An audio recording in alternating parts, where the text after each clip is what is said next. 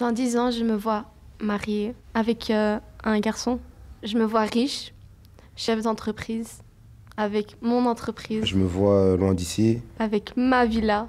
Dans une petite maison, avec mes 2 petites filles, en train de courir dans le jardin.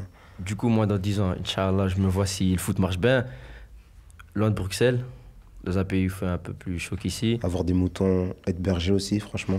Je me vois plus être dans la ville et tout.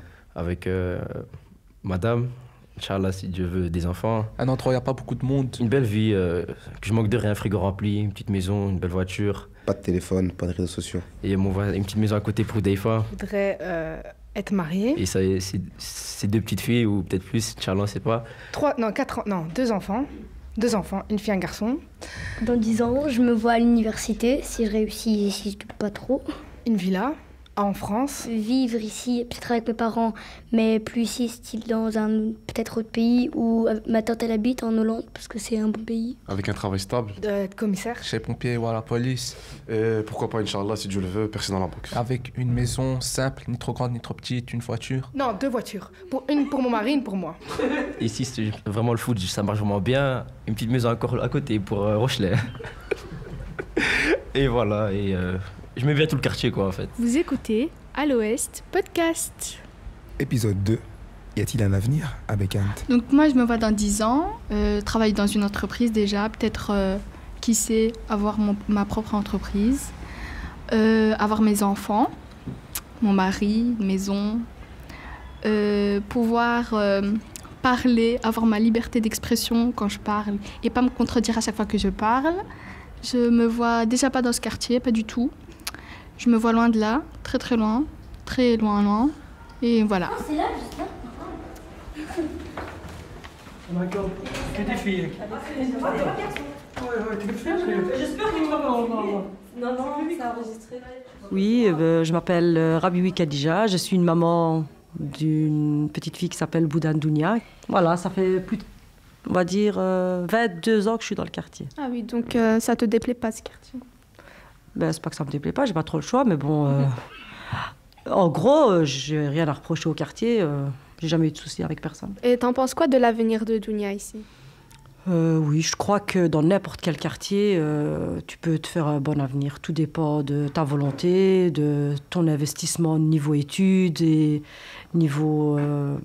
voilà, là où elle met les pieds, on va dire. Si elle sait se tenir à carreau, qu'elle sait avec qui se mélanger, ce qu'elle ne doit pas faire. Et bien sûr, les études, c'est très important. Je crois qu'on peut venir de n'importe quel quartier défavorisé ou pas. D'ailleurs, il y a beaucoup de personnes à la TV, la preuve en est, qui viennent des quartiers très, très pauvres, très, vraiment pires que Molenbeek, et qu'ils ont eu des bons avenirs. Donc voilà, si les parents sont derrière, si les enfants veulent, bien sûr, parce qu'on peut être derrière, s'ils n'ont pas envie, ils n'ont pas envie, et qu'ils y vont à l'école et qu'ils travaillent et qui savent aussi... prendre au vol les bonnes opportunités, parce que des fois, on ne saisit pas toujours au vol ce qu'on a. Ça peut venir d'une maison de quartier, ça peut venir des fois d'une bête rencontre à l'extérieur où on te propose quelque chose. Des fois, tu dis oui pour juste comme ça et ça peut aboutir à beaucoup de choses. Mais oui, je crois que dans n'importe quel quartier, les enfants ont leur avenir. 27 Heartbeat. À l'Ouest Podcast. Comment on dit? Test, 1, 2. 3, 2, 1, go! On vous a forcé à être sérieux et le sérieux implique la tristesse. On vous a forcé à faire des choses que vous n'aviez pas envie de faire. Vous étiez démunis, faibles, dépendants des gens. On vous a tellement forcé à ne pas vous respecter que peu à peu, une chose est devenue claire.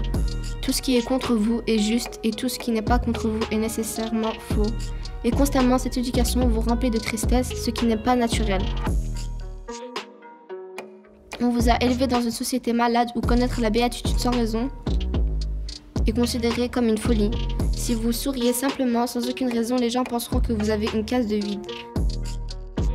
Bien sûr qu'on a un avenir quand on grandit à Molenbeek. Parce que je pense qu'on est tous des jeunes avec de l'ambition.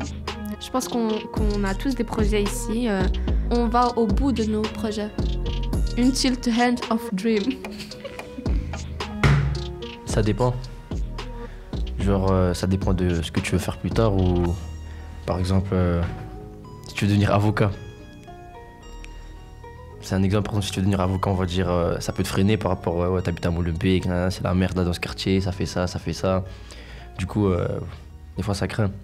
Mais comme genre, par exemple dans le sport et tout, ça c'est autre chose, parce que c'est connu que les jeunes, ils sont talentueux, foot, basket, des trucs comme ça. Même le rap, s'il faut. Sur ce point-là, je suis assez mitigée parce que... Enfin, en fait, ça dépend. Genre, une fille, ça peut passer, mais un garçon, non. Parce qu'un garçon, c'est plus dans un groupe genre de jeunes qui restent et tout. Mais alors qu'on sait qu'une fille, ça va pas rester ici à Bécane, et que ça va pas foutre la merde comme les garçons. Du coup, voilà. Pour moi, ça a la tête. C'est vrai, c'est plus facile pour une fille, mais il y a aussi des fois des filles qui sont encore pires que des garçons. On va pas rentrer dans les détails. Alors moi, je suis pas d'accord avec ce qui vient de dire mon collègue là tout de suite, parce que je vois pas où genre une fille elle est plus, c'est pire qu'un garçon, parce qu'une fille ça va pas braquer ou ça va pas faire ça va pas faire du feu, ça va pas foutre la merde, etc. Chut. Ça va pas foutre la merde, etc. Or qu'un garçon c'est très bien que c'est capable de faire ça, mais une fille non. Papa! Donc je vois pas où est l'intérêt de dire ça. Papa! Si tu m'entends, tu cries A! Papa! Il est pas là. Papa? Non, il est pas dans le garage. Sinon, il aurait crié quoi? Papa! Toi, dans 10 ans, tu te vois où? Ah, moi, je me vois en prison déjà. Je me déjà certifiée en prison. Pourquoi? Je sais pas. Peut-être j'ai fait un truc, hein, peut-être pas. Peut-être j'ai crié à la workport dans l'aéroport. Tu crois que ça va être ça, toi, dans 10 ans, en prison? Oui. Non, je pense que je resterai à vie. Ah, tu vas rester à vie en prison? Ah ouais, mais là il est au Maroc. Ouais. C'est vrai? Ça fait combien de temps? Oui. Pourquoi tu penses ça? Je sais pas. Comme ça. Il est parti avec qui? Bonjour madame, est-ce que c'est possible de vous présenter s'il vous plaît? Bonjour, je m'appelle Marie Allegra, j'ai 21 ans. Est-ce que vous avez fait Miss Bruxelles ou Miss Belgique? Effectivement, j'ai participé à Miss Bruxelles et j'ai été élue dauphine. Je sais pas c'est quoi. Ah, et est-ce que vous pensez qu'il y a un avenir ici à Bécane ou ça peut déranger le futur des personnes ici? Je pense que Bécane, c'est un bon endroit où grandir parce qu'il y a beaucoup de multiculturalité et de diversité, donc c'est vraiment bien dans l'apprentissage de chaque enfant. Après, c'est sûr que je ne favorise pas les écoles et l'enseignement dans les quartiers comme celui-ci. Qu'est-ce que ça a changé dans votre vie d'être dauphine? Ça m'a ouvert certaines portes et ça m'a donné beaucoup de visibilité sur les réseaux sociaux, etc. Et vous aimez bien ça ou avoir des followers et tout, genre sur Instagram? C'est un peu le commerce d'aujourd'hui, donc je dirais pas non. Moi, je vous follow ce soir.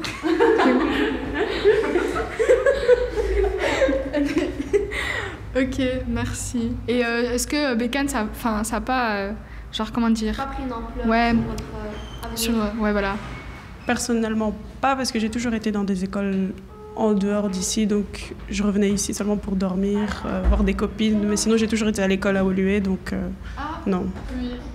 Bon, bah merci d'avoir répondu à nos questions, c'est très sympa et à bientôt. Voilà, à très bientôt. Merci à vous, bonne continuation. Ouais. Merci, bisous. Bisous. Trop belle. On n'a pas fini là. Comment je vais aller chez Chaba Cosmétique ce soir? C'était super bien. Allez, je vais aller chez Chaba Cosmétique ce soir. Pour mes petites carrés. Moi, je vais faire Miss Dauphine, je vais être élue reine. Non, moi je vais faire de Miss. Et vous savez, en plus, elle avait full de followers et tout. Elle est trop belle cette fille. Genre, vous voyez? Ouais. Non, ça j'ai pas vu par contre. C'est malade. Elle est waouh. Elle est juste waouh. Non, mais. Mais si vous êtes misérable, personne ne vous demandera pourquoi. Être misérable est naturel. Tout le monde l'est. Ce n'est rien de spécial. Vous n'êtes pas quelque chose d'unique. Inconsciemment s'installe en vous l'idée que la misère est naturelle et que la béatitude ne l'est pas. La béatitude doit être prouvée. La misère n'a pas besoin de preuves. Lentement, cela s'inscrit profondément en vous, dans votre sang, dans vos os, dans votre moelle, bien que... L'avenir, hein? Ok. Les études ou le quartier, Je sais plus où me situer. Et j'ai un avenir à Molem. Où dois-je quitter le quartier? Momo veut devenir médecin, mais son passé le rattrape. Tout ça à cause de son teint et son avenir qui se casse. On n'a pas les mêmes bagages que les gamins nolués. Certains sont venus à la nage et leur avenir a coulé. En vrai, y a moyen de réussir, mais faut doubler d'efforts. C'est comme sortir avec un short en plein milieu d'octobre. Faut se donner les moyens de pouvoir réussir. Peu importe son teint, peu importe d'où l'on vient. En vrai, y a même Baker qui venait du quartier. Quelques années plus tard, tu peux le voir à la télé. À l'Ouest Podcast.